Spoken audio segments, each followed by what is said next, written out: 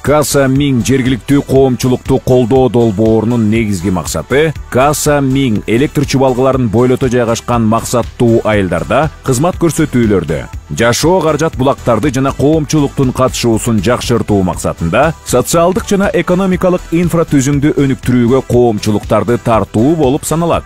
Долбоордун алкагында максаттуу айылдарга инвестициялар бөлүнөт.